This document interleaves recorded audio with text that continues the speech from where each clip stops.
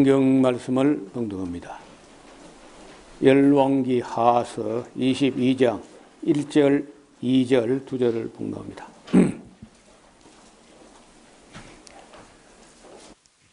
요시아가 위에 나아갈 때 나이 8세라. 예루살렘에서 31년을 치리하니라. 그 모친의 이름은 여디다라.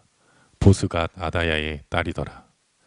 요시아가 여호와 보시기에 정직히 행하여 그 조상 다윗의 모든 길로 행하고 좌우로 치우치지 아니하였더라. 역사서를 읽어가는 중에 좋은 사람, 또 하나님께서 인정하는 사람의 기본 조건이 하나님을 믿는다 이런 얘기가 아니고 정직히 행한다. 다윗부터 시작해가지고 괜찮은 사람은 정직히 행한다 이렇게 되어 있습니다.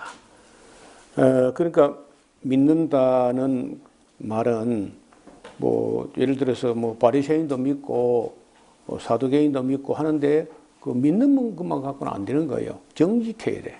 성실하고 진실하고 정직하고 착하고 충성되고 그렇게 되어 있는데 아직까지도 그저 오직 믿음 그러면서 잘못된 생각을 갖고 있는 사람이 많은데 오늘 바로 그저 요시아에 대해서도 위에 나갈 때 나이 8세라 8살에 왕위에 나갔는데 예루살렘에서 31년을 치리합니다. 뭐 보나마나 그 어머니가 잘 지도를 했을 것이고 또 어리니까 또 신하들이 하는 권하는 말도 잘 듣고 사람은요 그 고집불통이면은 안 돼. 사람이 뭐 누구간데 자기가 다 아는 것처럼 고집불통을 부리고 그러면 안 되는 거예요. 항상 그저 내가 아는 것이 다가 아니다. 미련한 사람은 자기보다 의로운 사람 7명보다 자기가 더 옳다고 우긴다는 거예요. 그렇게 하면 이제 망하는 거예요. 우리가 우리 자신이 경험으로 알고 깨닫는 것은 너무 안 돼요. 항상 앞선 사람들이 깨달은 것을 책으로 남기거나 또 혹은 뭐 간증으로 남기거나 아니면 성경에 남겨놓은 그런 것을 열심히 읽고 배우고 공부하고 항상 그저 의에 줄이고 목마르고 계속 배우려고 하는 그런 자세가 바람직한 자세가 또 할 수 있는 한 정직하게 행해야 돼요. 그 조상 다윗의 모든 길로 행하고 좌우로 치우치지 아니하였더라.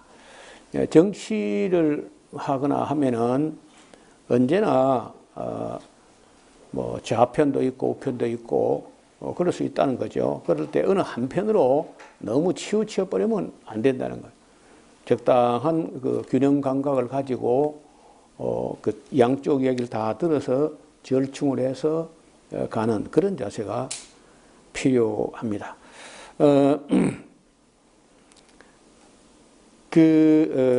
지금도 보면은 뭐 꽤 유명하다는 사람들이 막 온 세계를 편가르기를 하고 네 편, 내 편을 만들고 그게 어린 나이 수준이에요. 그게 좀 넉넉하게 양쪽의 의견을 다 들어서 이걸 절충을 하고 그래서 해겔이라는 철학자가 말한 대로 그 정반 정이 나오면 반이 나온다는 거예요. 근데 그걸 한참 하다 보면은 저쪽 말도 들을 게 있다 서로 인정해 가지고 합을 이루면 발전한다는 거예요.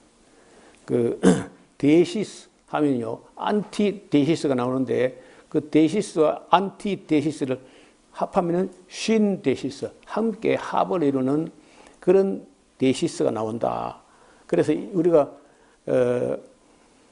한 편만 옳은 수도 있지만은 양편에 일리가 있어 가지고 이걸 잘 조화를 하면은 더 발전하고 이제 이렇게 하는 게 이게 공화국 정치의 원리라는 거예요. 공화국에는요, 뭐 소위 말해서 좌파도 있고 우파도 있고 한데 우파가 항상 옳은 것도 아니고 좌파가 항상 옳은 것도 아니야. 그래서 그 옳은 것, 그 잘못된 거는 배제하고 양극단을 잘라내고 합을 이루어서 원만하게 가는 그래서 좌우로나 우로나 치우치지 않는 그런 사람들이 멋진 사람들인데, 대개 정치를 망치는 사람은요, 편을 갈라가지고 상대방은 없애버려야 된다. 이렇게 하면 이제 싸움이 나고 전쟁이 나고 이렇게 하는 거예요. 그리고 함께 살려고 해야 되지, 상대방을 죽여 없애겠다 이렇게 하면 안 된다. 이 이스라엘 제국은 그래서 나오는 거 아니야. 그리고 사람을 죽이는 짓을, 세상에 어떤 일이 있다 할지라도 사람을 죽이면서 하는 일은 옳지 않아요. 살려놓고 일을 해야지.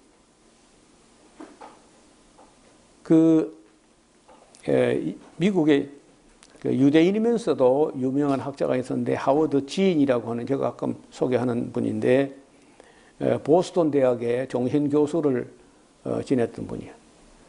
이분이 2차 대전 때 독일에 전투기를 몰고 가서 폭탄을 던졌는데, 전투기 빨리 지나가고 총이 안 맞으려면 폭탄 던지고 하면 안 되니까 그야말로 총알 같이 날아가 버리니까 어떤 사람이 다쳤는지 죽었는지 모르는 거예요.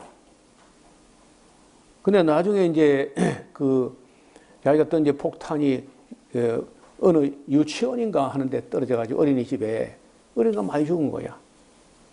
그걸 알고 나서부터 이 역사학자가 된 하워드 진이라는 분이 평생에 반전 운동을 하면서 돌아가실 때까지 반전 운동을 했습니다. 노암 촘스키 같은 사람도 유대인이지만은 미국의 양심이라 할 정도로 유명한 분이거든요. MIT 공대 의문학 교수입니다. 노암 촘스키. 보니까 동그라파나 러시아나 그런 데서 왔던 사람 같은데, 미국의 지성이다, 미국의 양심이다 할 정도로 훌륭한 분들이에요. 한국에서는 이런 사람 다 좌파라고 그냥 안 들어버립니다. 그런데 저는 좌파가 하는 말도 옳은 거는 듣고 우파가 하는 말도 옳은 거는 수용하고 이렇게 해야지, 무조건 좌파, 무조건 우파 이렇게 하면 조르속한 반쪽 인생을 살게 돼요. 이러면 자동차가 오른쪽 바퀴 왼쪽 바퀴 다 해서 굴러가지, 한쪽만 해서 자동차 뺑뺑뺑뺑 돌고 안 가잖아요. 그런 것처럼 적어도 우리가 대한민국 민주공화국이다 할 때는요, 좌파 우파 진보 퇴보 할 것 없이 함께 다 우리 국민이다 이렇게 생각하고 정치를 해야지, 상대파는 죽여 없애버려야 되고 이런 식으로 하면 안 되는 거예요. 그런 나라를 완전히 망가뜨리는 거예요. 정직히 행하고 그 조상 다윗의 모든 길로 행하고 좌우로 치우치지 아니했더라. 우리나라는 옛날에 동인, 서인, 남인, 북인, 노론, 소론, 소북, 대북 가다가 싸웠다 해가지고 이 싸운 게 아주 안 좋은 걸로 이렇게 우리 역사관에서 그렇게 배웠잖아요. 당파 싸움 하다 나라 망쳤다. 이런 나라 망친 것도 있는데, 그래도 제가 볼 때는요, 그 전체의 부대가 훨씬 전체주의보다 훨씬 북한의 야당 그런 게 없잖아요. 그럼 독주로 하는 거예요. 잘못되면 누구 말릴 사람도 없어. 견제도 안 되고. 그래서 진작부터 우리가 당파가 있어가지고 주장을 할 수 있는 시대가 있었다는 거예요. 좋게 볼 때는. 그래서 자꾸 이제 일본 사람들이 우리 보고 일본에는 당파 그런 거 별로, 지금은 당이 있지만은 정권이 한번 잠깐 바뀌었어도 한국처럼 거의 안 바뀌고 극우파들이 나라를 지금 저리 망쳐놓은 건 사실이죠. 일본도 국가 빚이 엄청납니다. 지금 미국의 경제가 반짝하면서 잘 나가는 것 같다 하지만은 미국도 국가 부채가 너무 많아가지고 지금 망한 거나 마찬가지야, 사실은요.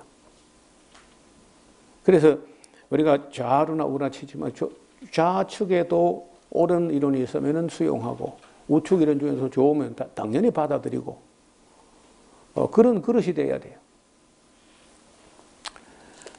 요시야 왕이 그렇게 해서 이제 8살에 왕이 됐는데, 왕이 된 후 18년 지나면요 26살이 됩니다. 그 정도 되면은 적어도 남자가 25살, 30살쯤 되면요, 자기 뜻을 세우고, 자기 갈 바를 알고, 자기 사명도 인식하고, 그래 돼야 돼요. 그래서 26살 될 때에, 무슬람의 손자, 아살리아의 아들 선지 서기관 사반이라고 하는 이 아주 경건한 가문이고 의로운 가문이야. 서기관 사반에 여호와의 전에 보내면서 가라되 너는 제사장 대제사장 hil기야에게 올라가서 백성이 여호와의 전에 드린 그 은 곧 문지킨 자가 수납한 은을 계수하여 여호와의 전 역사 감독자의 손에 붙여가지고 저희로 여호와의 전에 있는 공장 기술자들에게 주어가지고 전에 퇴락한 것을 수리하게 하라. 곧 목수와 건축자와 미장이에게 주게 하고 제목과 다듬은 돌을 사서 그 전을 수리하게 하라 하니라. 그러나 저희 손에 붙인 은을 회개하지 아니하였으니 이는 그 행하는 것이 신실함이었더라. 이 진실하고 신실한 것도 우리 믿음의 요소에, 에무나의 요소에 들어간다. 그래서 대제사장 hil기야가 서기관 사반에게 이르되 내가 여호와의 전에서 율법책을 발견하였노라 하고 그 책을 사반에게 주니 사반이 읽으니라. 그동안 얼마나 이제 신앙생활에 무관심했는지 55년 하고 히스기야가 죽은 후에 55년 하고 또 아몬이 통치한 2년 하고면요 57년 동안 뭐 완전히 그저 하나님 전이 아세라 목상이 서 있기도 하고 뭐 엉망이 되어 있었는데 수리도 안 하고 그래 방치된 거라. 여러분 집이라는 게요. 이게 사용을 하고 관리를 하고 뭐 이래 돌보고 해도 세월이 가면 낡아지는데 57년간이나 내버려 놔둬봐요. 그냥 쑥대밭이 되는 거죠. 박쥐가 똥을 싸고 뭐 엉망이 되는 거라. 썩가루가 나팔을 불고 하늘에 별이 보이고 막 이런 식으로. 그래 요시야가 젊은 26살짜리 왕이라도 그 기본 양심이 있으니까 딱 보니까 여호와의 전이 엉망이 되어 있는 거야. 그래 이제 이걸 서기관 사반에게 위탁을 해가지고 대제사장 hil기야와 여러 사람들이 이제 일을 그 성전 수리부터 소재부터 하다 보니까 이봐요. 일을 안 하면은 아무것도 발전이 안 돼요. 근데 무슨 일을 하니까 가장 중요한 게 발견됐어. 율법책이 발견된 거예요. 아이고, 그래서 8절에 보면 대제사장 hil기야가 서기관 사반에게 이르되 내가 그 여호와의 전에서 율법책을 발견하노라 하고 그 책을 사반에게 주니 사반이 읽어봅니다.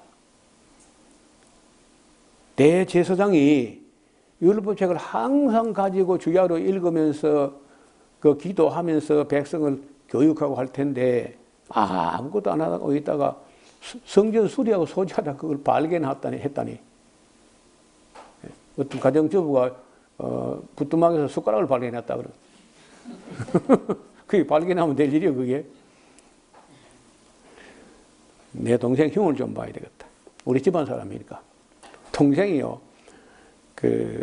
얼마나 집에 일에만 열심히 하고 공부를 얼마나 알았는지요. 학교 갔다 오면 책가방을 딱 놓는 데가 있어요. 거기 한가운데 기둥 옆에 놨는데 그거 누가 취해버리면 못 찾아. 그래가지고 아침에 일어나가지고 내 가방 어디 갔냐고. 네 가방은 네가 알지만 누가 알아. 맨날 소주 끓여야 되고 뭐 집에 일해야 되고 하니까 공부해라는 말은 우리 어머니 아버지 아무도 안 해요. 나도 마찬가지고. 하여간 대제사장이 성경책을 발견했다니까 이게 놀랄 일이 아닙니까 이게. 그래서 서기관 사반이 왕에게 이 요시야 왕이 가서 hil기야 대제사장이 이걸 주도이다 하면서 보고를 하니까 왕이 4번을 보고 나 앞에서 한번 읽어보시오. 그 읽음에 왕이 율법 11절에 왕이 율법책의 말을 듣자 곧 옷을 찢으니라. 옷을 찢고 그 앞에 거꾸로 진 건데 여러분 그 요시야 왕이 알아들었다는 거예요? 못 알아듣었다는 거예요? 알아들었다는 거죠. 뭐 성경 강좌를 한 것도 아니고 그냥 읽어줬어. 처음 읽어보는 서기관 사반이 처음 듣는 요시야 왕에게 26살짜리 왕에게 읽어줬는데 알아들었다는 거야. 그러니까 옷을 찢고 회개를 한 거지. 왕이 제사장 hil기야와 사반의 아들 아이감과 미가의 아들 악볼과 서기관 사반과 왕의 시신 아사야에게 명하여 가로되 너희는 가서 나와 백성과 온 유다를 위하여 발견한 율법책에 대하여 여호와께 기도를 해봐라. 물어봐라. 우리 열조가 이 책의 말씀을 듣지 아니하고 이 책에 우리를 위하여 기록된 모든 것을 준행치 아니함으로 여호와께서 우리에게 바라신 진노가 큰 것 같다. 또 깨달았다는 거예요, 이게. 그래서 우리가 바로 깨달았는지 물어보라고 이제 부탁을 했는데 이에 제사장 hil기야와 또 아이감의 아들 악볼과 사반과 아사야가 여자 선지자 훌다에게 가서 물어보는 거예요. 제사장이 여자 선지자 훌다에게 가서 물어본다니 그것도 참 기가 막힌 일입니다. 그 제사장은 살룸이라는 사람의 아내였는데 예복을 주관한 살룸의 아내라. 예루살렘 둘째 구역에 가있다. 저희가 이제 더불어 말해 보니까 훌다가 이제 이르되 이스라엘 하나님 여호와의 말씀에 너희를 내게 보낸 사람에게 고하기를 여호와의 말씀이 내가 이곳과 그 거민에게 재앙을 내리되 곧 유다 왕이 읽은 책의 모든 말대로 하리니 이는 이 백성이 나를 버리고 다른 신들에게 분향하며 그 손의 모든 소위로 나의 노를 격발하였습니다. 그러므로 나의 이곳을 향하여 발한 진노가 꺼지지 아니하려 하셨다 하느니라.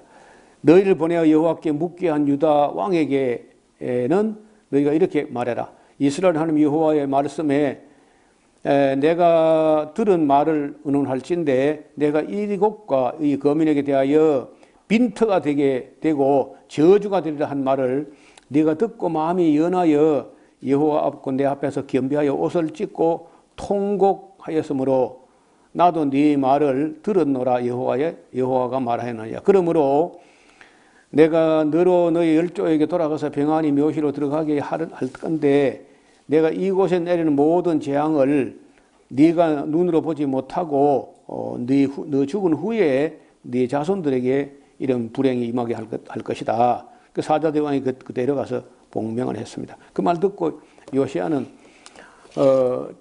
많이 늦었지만은 지금이라도 최선을 다해 개혁합니다. 하여튼 전국을 그 남왕국 원래 가날만 하던 왕이지만은 옛날 북왕국 터에까지 가서 우상 대청소를 해요. 대단한 열정을 가지고 막 끝장을 내는 거예요. 하여튼 흔적만 딱 봐도 그걸 반드시 그저 대청소를 하는 그 정도로 요시야가 하는데도 이스라엘 민족을 향한 하나님의 진노는 꺼지지 않았다는 거예요. 다만 요시야가 그 듣자마자 한 번 딱 듣고도 그렇게 진지하게 하나님 앞에 굴복하고 이제 죄를 슬퍼하고 하는 걸 보고 요시야는 그런 대로 하나님께 용서를 받지만 그 민족은 용서받지 못합니다. 제23장에 왕이 보내어 유다와 예루살렘의 모든 장로를 자기에게 모으고 이에 여호와의 전에 올라갔는데 유다 모든 사람과 예루살렘 거민과 제사장들과 선자들과 모든 백성이 물론 노소하고 다 왕과 함께 한지라. 왕이 여호와의 전에서 발견한 언약책의 모든 말씀을 읽어 무리의 귀에 들려줬습니다. 이걸 이제 해야 되는 거거든요. 이걸 7년마다 한 번 모든 백성에게 다 정기적으로 꾸준히 했으면 될 텐데 여호수아 때부터 이거 안 하는 게 습관이 돼가지고 전혀 안 했어요. 왕이 대위에 서서 여호와 앞에서 언약을 세우되 마음을 다하고 성품을 다하여 여호와를 순종하고 그 계명과 법도와 윤리를 지켜 이 책에 기록된 이 언약의 말씀을 이루게 하리라 하며 백성이 다 그 언약을 쫓기로 언약을 세우게 됩니다. 자, 그래서 이제 정국을 숙청하게 되는데 왕이 대제성 hil기야와 모든 버금 제사장들과 문을 지킨 자들에게 명하여 일단 바알과 아세라와 하늘의 이를 성신을 위하여 만든 모든 기명을 여호와의 전에서 끌어내다가 예루살렘 바깥 기드론 밭에서 불사르고 그 재를 베델로 가져가게 하고 옛적에 유다 왕들에 세워서 유다 모든 고을과 예루살렘 모든 산당에서 분향하며 우상을 섬기한 제사장들을 폐하며 또 바알과 해와 달과 12궁성을 하늘 모든 별들에게 분향하는 자들을 폐하고 또 여호와의 전에서 아세라상을 내어 예루살렘 바깥 기드론 시내로 가져다가 거기서 불사르고 빻아서 그 가루를 만들어서 그 가루를 평민의 묘지에 뿌리고 또 여호와의 전 가운데 미동, 이 미동이라는 게 남창입니다. 남창. 그래서 거기에 바로 그곳은 여인들이 아세라를 위하여 휘장을 짜는 곳이었는데 그 여인들만 있으면은 여인들이 별로 즐거워하지 않을 것 같으니까 그 이제 기생 오레비 같은 꽃미나물 갖다가 그 여자들 틈에 심어가지고 미동의 집을 또 만들어놨어. 남창을. 그런 뭐 아주 악한 짓을 그 므낫세하고 아몬이 다 한 거라. 이방 나라에도 그렇게 악을 골고루 하는 나라가 없을 텐데 므낫세가 얼마나 악을 많이 했던지 그 손자들인 요시아가 지금요. 하여튼 뭐 한 1년 내도록 전국을 돌면서 눈에 보이는 대로 다 숙청을 합니다. 이곳은 여인들이 아사를 위하여 휘장을 짜는 처소였더라. 또 유다 각 성읍에서 모든 제사장을 부르고 또 제사장이 분향하던 산당을 게바에서부터 브엘세바까지, 게바는 저 북쪽에 있는 마을이고 브엘세바는 저 남쪽 끝에 있는 마을인데 더럽게 하고 또 성문과 산당을 다 헐어버려서는 이 산당들은 부윤 여호수아의 대문 어기 곧 성문 옆에 왼편에 있었다는 거예요. 산당의 제사장들 예루살렘 여호와의 단에 올라가지 못하고 다만 그 형제 중에 무교병을 먹을 뻔했더라.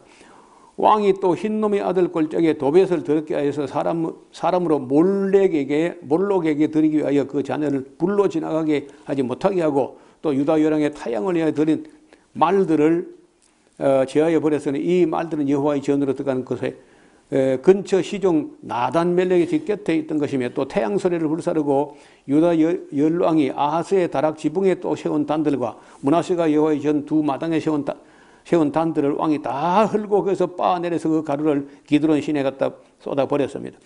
예루살렘 앞 멸망산이라고 이게 거기 예루살렘 성전에서 그 사자문 그 문에서 건너보면 바로 감람산 기슭에 공동묘지가 있습니다. 그걸 아마 멸망산이라고 하는 것 같아요.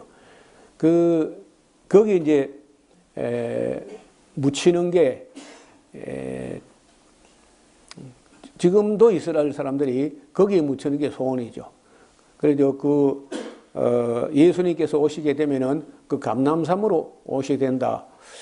그런 말씀을 하셨는데 유다인들은 어떻게 거기를 공동묘지를 생각했는지 거기 뭐 집을 지어도 좋은 곳인데 꽤 넓은 지역이 공동묘지야. 우리처럼 우리처럼 땅을 파고 뭐 짠디를 입히고 이렇게 하는 게 아니고 돌 상자가 그 지면에 드러나 있습니다. 돌 상자가 유대인들의 그 무덤은 독특해요. 굴에 집어넣을 수 있지만은 그냥 이렇게 커도 이 강대상보다는 좀 작아요. 그런 돌 상자 안에 유해를 넣어놓고 뚜껑을 다 덮어놔가지고 깔끔합니다. 풀도 안 나고 이제 전부 돌 덮었으니까. 그 위에 이제 우리는 그 성묘 가거나 하면은 뭐 꽃을 가져가거나 뭐 이렇게 하는데 그 사람들은요, 그 위에다 돌멩이를 갖다 집어넣어요. 그 돌멩이가 많이 있는 집은 자주 와본 곳이고, 돌멩이 하나도 없는 사람들은 뭐 자손이 무성이 하든지 안 오든지 이제 그런 거예요. 지금도 그렇습니다. 거기는 멸망산이라는 것 같아요. 우편에 세운 산당을 더럽게 하였으니 이는 옛적에 이스라엘 솔로몬이 만든 솔로몬이 시돈 사람의 가정한 아스다롯과 모압 사람의 가정한 그모스와 암몬 사람의 가정한 밀공을 세웠던 것이라. 그 솔로몬이 이런 것을 다 했다는 거예요. 아내가 1,000명 되니까 그 1,000명 되는 그 여자들 친정나라 신을 위해서 전부 온갖 신을 다 산당을 만들어 줘가지고 그때까지 있었는데 이걸 이제 요시아가 다 빻아서 없애버립니다. 왕이 또 석상들을 깨뜨리며 아세라 목상을 찍고 사람의 해골로 그것을 채웠더라. 이스라엘 범죄케 한 느바셋 여로보암의 베델에 세운 단과 산당을 왕이 헐고 또 그 산당을 불사르고 빻아서 가루를 만들며 또 아세라 목상을 불살랐더라. 요시아가 몸을 돌이켜 산에 있는 묘실을 보고 보내어 그 묘실의 해골을 쳐에다가 단 위에 불살라 그 단을 더럽게 하니라. 이 일을 하나님의 사람이 전하였더니 그 전한 여호와의 말씀대로 되었더라. 오래전에 그 여로보암이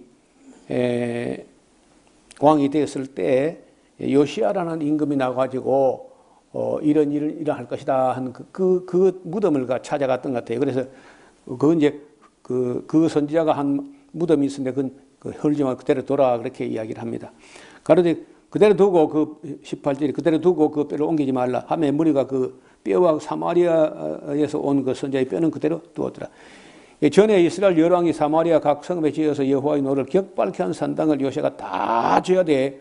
베들에서 행한 모든 일대로 행하고 또 거기 있는 산당의 제사장들 다 다녀서 죽이고 사람들이 해골을 단 위에 불사르고 예루살렘으로 돌아왔더라. 해서 그 숙청 끝이야. 끝까지 해가지고 이제 아마도 한 1년 좀 못되게 그 정도 걸렸던 것 같습니다.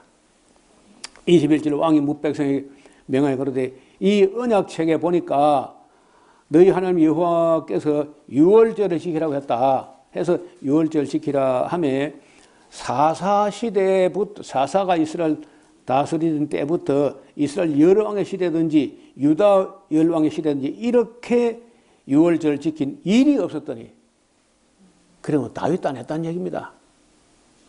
다윗도 솔로몬도 유월절을 그렇게 안 지킨 거야.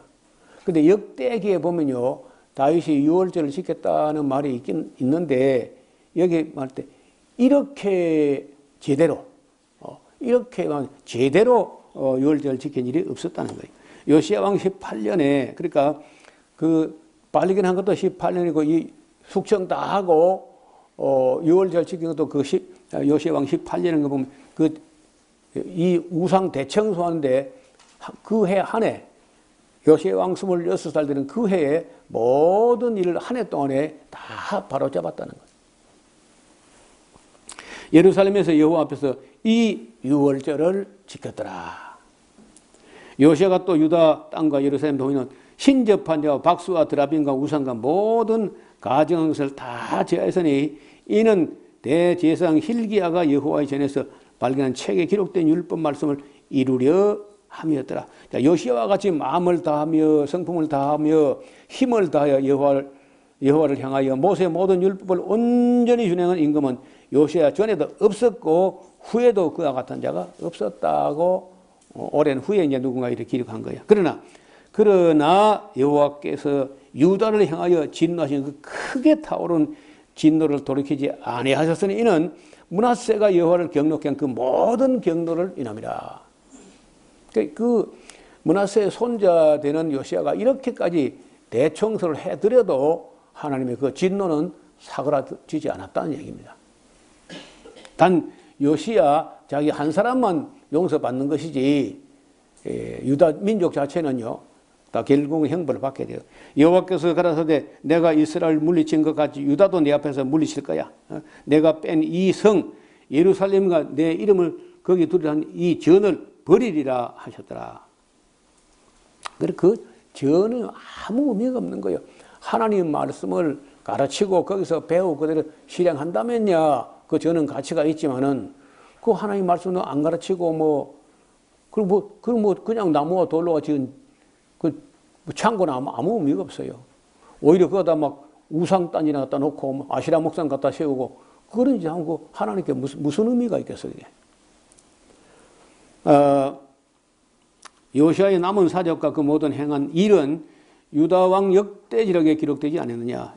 요시아 당시에 애굽 왕 바로 느고가 아수르 왕을 치고자 하여 좀 이제 번역이 조금 잘못됐어요. 역사하고 맞춰보면은 아수르 왕을 치고자 하여 간 게 아니고 아수르가 바벨론 왕 느부갓네살에 의해 가지고 아수르가 점령이 당했거든요. 점령이 당했는데 그래도 아수르가 망한 건 아니고 한쪽으로 이제 삐어져 나와 가지고 어떻게든지 그 바벨론에 복수하려고 할 때 이 애굽 왕 바로 느고가 그렇지 그 바벨론이 급대가리에서 그리 크지면 안 되지 해가지고 오히려 아수르 망하고 남아 있는 그 어떤 뭐 패대한 병들 이런 사람들을 끌어모아 가지고 다시 일으켜 가지고 여러분 그 바벨론하고 애굽 그 사이에 아수르라는 완충지대가 하나 있어야 그래야 이제 그 바벨론을 억하는데 도움이 된다고 생각한 거야. 그래서 그 도우려고 간 겁니다. 세계사를 보면은 그때 애굽 왕이 바로 느고가 올라간 거는 아수르 왕을 치고자 하러 간 게 아니고 도와가지고 바벨론에 충분히 맞설 수 있는 세력을 도우려고 올라간 걸로 되어 있어요. 지금도 그 저기 푸틴이라는 사람이 우크라이나를 저렇게 점령하고 하는 것이 이제 그런 원리거든요. 나토라는 어마어마한 세력하고 러시아 사이에 완충지대가 우크라이나가 그 가운데 있기를 바라는 거예요. 푸틴이 바라는 거는. 근데 그게 이제 나토에 가입해버리면 그 나토하고 이제 러시아 국경이 바로 맞닿으면 이제 바로 충돌이 일어나면 골치 아프다 해가지고 최소한도 중립이라도 지키고 있기를 바라는데 나토에 가입한다고 젤렌스키가 그런 게 이제 정신을 몰라 그런 거라. 여러분 그 중립국이라는 걸 잘 하면요. 양쪽으로부터 이익을 취하면서 어느 편에도 안 서고 그럴 수 있는 겁니다.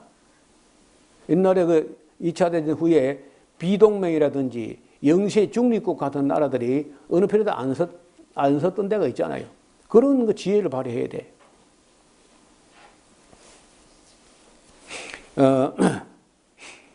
그 워싱턴 포스트의 어떤 기자 한 분이 동경 주재 대기자인데 이분이 쓴 책이 코리안 엔드 게임이라는 책이 있어요. 그 책에 보면 이제 그분이 자기는 미국 편도 일본 편도 북한 편도 남한 편도 아닌데 한반도에 살고 있는 이 1억에 가까운 이 민족의 미래, 영원한 미래를 위해서는 빨리 반미가 아니고 탈미, 미국에서 떨어져 나와서 홀로 서기를 해야 되는데 당장 어려우니까 느슨한 코리아 연방제 같이 일국이체제로 이렇게 해가지고 왕래와 교류와 협력을 넓혀 가다가 언젠가 통일이 되면은 그때는 중립국을 선언하고 그리고 홀로 서기를 해야 된다. 중국 편에 서지 말고 미국 편에 서지 말고. 근데 굉장히 합리적으로 책을 썼어요. 북한도 뭐 9번이나 가서 김일성이도 만나보고 김정은이 만나보고 그 평생에 일본에 가면서 한반도도 여러 번 오고 남한도 오고 북한도 가고 그런 사람이에요. 근데 그릇들이 그게 안 되는 것 같아. 그 정치하는 사람들이 너무 그릇이 와가지고 그게 안 되는 거예요.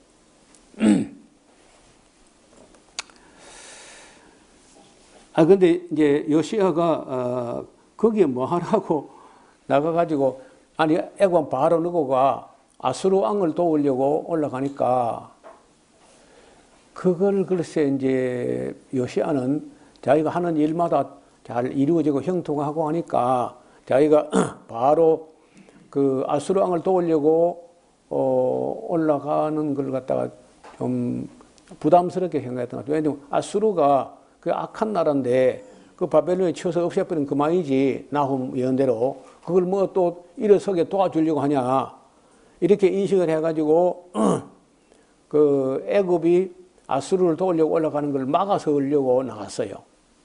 그런데 여기 보면요, 요시야가 그 바로 느고가 요시야를 만나보고 죽여버렸다 그래서 싸워본 것도 아니야.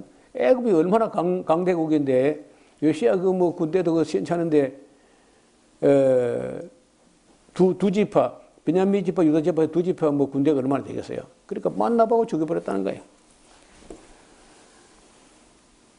사람이 글쎄 뭐 이 물러설 때 다가설 때 출입할 줄을 아면은 참 인생을 절반을 배운 건데 요시야가 참 아쉽죠. 유브라데 향수로 올라감으로 요시야가 나가서 방비하더니 애굽 왕이 요시야를 무기에 떠서 만나본 후에 죽인지라. 신복들이 그 시체를 병거에 싣고 무기또에 가서 예루살렘에 돌아와서 그 묘실에 장사니 국민이 요시야의 아들 여호아하스를 데려다가 저에게 기름을 붓고 그 부신을 대신하여 왕을 삼았더라. 근데 이 요시야가 죽었을 때에 유다인들의 슬픔은 유다 나라가 가나안 땅에 그 들어온 이후에 가장 큰 슬픔이 요시야 왕이 죽었을 때 제일 슬퍼했다는 거라. 그 이후에도 누가 울고 슬퍼하고 하면은요, 요시야 왕이 죽었을 때 하다드 림몬의 애통 같은 큰 애통이 있었더라. 애통한 일의 대명사가 됐어요. 요시야 왕이 죽었을 때 그렇게 유대인들이 슬퍼했다는 거예요. 자, 이리 봐요. 국민들이 모르는 것 같아도 어떤 왕이 괜찮은 왕이 어떤 왕이 압니다. 그 요시야 왕이 정직하고 하나님 앞에 반듯하니까 아는 거예요. 그래서 그 왕이 죽었을 때 그렇게 슬퍼했다는 거죠. 자, 여호아하스가 위에 나갈 때 나이 23세였습니다. 예루살렘에서 석 달을 치리했어요. 왜 석 달을 치렀냐? 애굽 왕 바로 느고가 요시야 왕을 죽인 걸로서는 분이 안 풀렸던지 다시 전쟁이 끝나고 돌아가서 잡으러 왔어요. 여호아하스를, 요시야 왕의 아들 여호아하스를 잡으러 와가지고 왕이 된 지 석 달 만에 아이고 잡아가 버립니다. 근데 참 놀랍게도 이 여호아하스가 요시야의 아들인데 그 열조의 모든 행위대로 여호와 보시기에 악을 행했다는 거예요. 또 보니까 요시야는 괜찮은데 요시야의 아내 이 여호아하스의 엄마가 좀 문제였던 것 같아요. 그래서 바로 느고가 저를 하마 땅 림나에 가두어 예루살렘에서 왕이 되지 못하게 하고 또 그 나라로 은 100달란트와 금 1달란트를 벌금으로 내게 하고 바로 느고가 요시야의 아들 엘리야김을 그 아비 요시야를 대신하여 왕을 삼고 그 이름을 고쳐가지고 원래 이름은 엘리야김인데 여호야김으로 하고 여호아하스는 애굽으로 잡아가가지고 거기서 죽고 돌아오지 못했습니다. 자, 여호야김이 은과 금을 바로에게 주는데 제가 바로의 명령대로 그에게 돈을 주기 위해서 나라에 부과하되 국민 각 사람의 힘대로 액수를 정하고 은금을 늑봉에다가 그 애굽 왕이 갖다 바치게 됩니다. 여호야김이 왕이 될 때 나이 25세라. 그러니까 여호아하스보다 여호야김이 엘리야김이 나이가 더 많았는데 동생이 먼저 왕이 됐다가 그 애굽으로 끌려가고 형이 그 뒤에 다시 왕이 된 거죠. 여호야김이 왕이 될 때 나이 25세라 예루살렘에서 11년을 치리하니라. 그 모친의 이름은 스비다라 루마 부다의 딸이었더라. 여호야김이 그 열조와 함께 열조의 모든 행한 일을 본보다 여호와 보시기에 악을 행하였더라. 그러니까 요시야의 아들 뭐 하나가 나쁜 게 아니고 둘도 나쁘고 셋도 나쁘고 넷도 나쁘고 다 나빠. 요시야 왕은 그리 좋은 사람인데 아들이 왜 네 명이나 못됐겠어요? 보나마나 요시야가 또 결혼을 잘못한 거라. 그 유대인 속담에 땅을 살 때는 서둘러 사고 결혼할 때는 많이 생각해봐라. 그런 유대 속담인데 이런 역사를 갖고 있기 때문에 그런 얘기를 하는 것 같아요. 그러니까 아버지가 제법 괜찮아도 엄마가 못돼 버리면요 그 아들이 되게 못돼요. 반면에 또 거꾸로도 해당이 되는데 아버지는 나쁜데 아주 나쁜데도 보면요 그 아들이 착한 거야. 그래 보면요, 그 엄마가 착해가지고 그래 또. 희석이야는 괜찮은데 헵시바가 도는 게 나빠지기도 하고, 또 문하세 같은 그 경우는 또 반대가 되기도 하고. 그래서 자세히 보면요, 이 인격 형성에 아버지는 별로 영향력이 없고, 악한 영향력이 있지만 아버지는 뭐 제법 잘해도 그 아들, 딸에 별 전수가 안 돼요. 그런데 이제 엄마는 굉장히 중요하다는 거야. 그래서 지금도 유대인들이 유대교에 입교할 때 모계로 유대 혈통이면은 뭐 따지지 않고 그냥 받아줍니다. 근데 모계가 다른 종교를 갖고 있다면 거의 어려워요. 그만큼 유대인들이 아이를 기르는데 여성이 큰 역할을 한다. 대체로 보는 유대 가정들은요, 엄마가 아이들 교육을 얼마나 열심히 시키는지, 엄마하고 함께 일단 기본으로 5개 국어를 마스터해요. 엄마하고 함께. 그러니까 엄마가 되면요, 5개 국어를 해야 돼요. 그리고도 이제 또 랍비를 만나가지고 이 탈무드나 성경을 역사를 배우고 해서 랍비를 찾아가서 배우고, 이렇게 이런 것이 굉장히 오래전부터 굳어졌는데, 아버지도 탈무드를 가르치고, 탈무드에 좀 어려운 게 있는데 그런 건 이제 랍비를 찾아가서 배우고, 그래 어려서부터 공부를 하는 거예요. 그러니까 지난번에 하브루트라고 이제 계속 마주보고 입에 침을 튀기면서 막 도서관이라는 게 도떼기 시장보다 더 시끄러. 무슨 경매장 같아 막. 그렇게 떠들면서 책을 보고 따지고 막 이렇게 하니까 그렇게 공부한 영혼이 있지 않는다는 거예요. 혼자 눈으로 읽은 거는요, 하룻밤 한 주간 지나면요 95% 날아가 버려요. 5%는 남아있고. 그런데 남을 가르치거나 그걸 가지고 싸우면요 평생 안 잊어버리는 거예요. 그래서 유대인들은 의도적으로 교육을 그렇게 해요.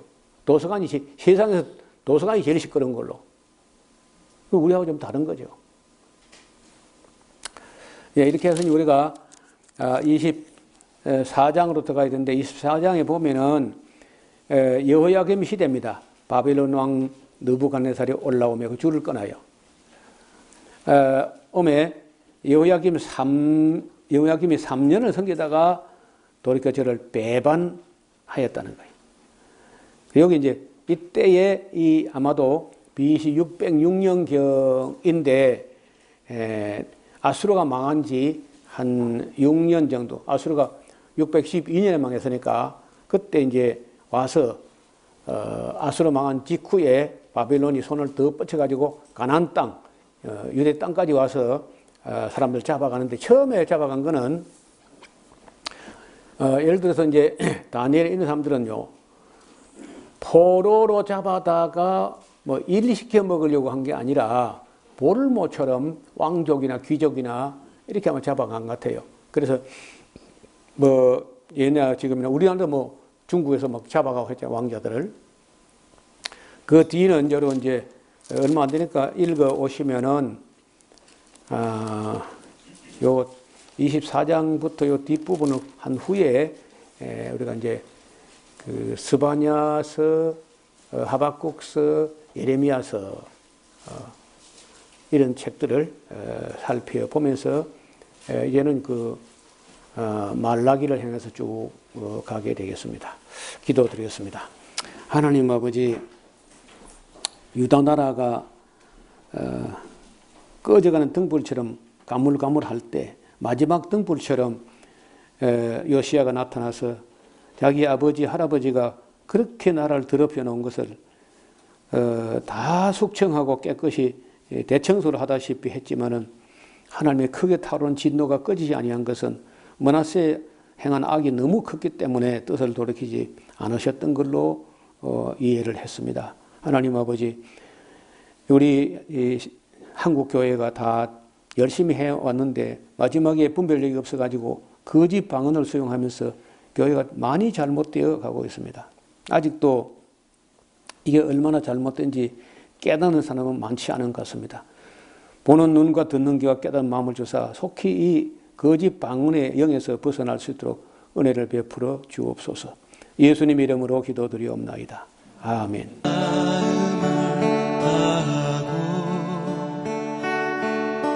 성품을 다하고 힘을 다하여서 여호와를 사랑하라. 내게 준 계명을 마음에 새기고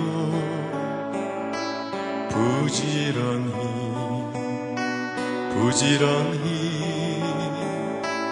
이웃에게 전하여라. 그러면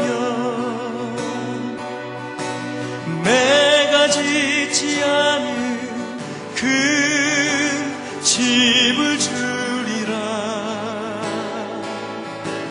내가 심지 않은 과실을 먹게 하리라.